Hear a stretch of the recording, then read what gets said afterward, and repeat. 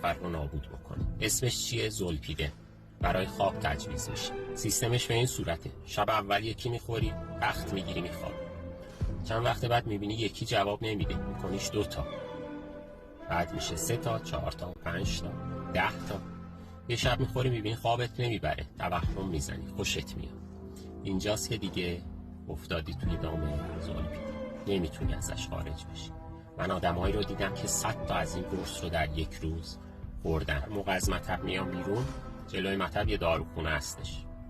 وقتی یه دارو روی زمین میبینم معمولا برمیدارم نگاه بکنم ببینم چی هستش. 80-90% همین زولپیده هستش.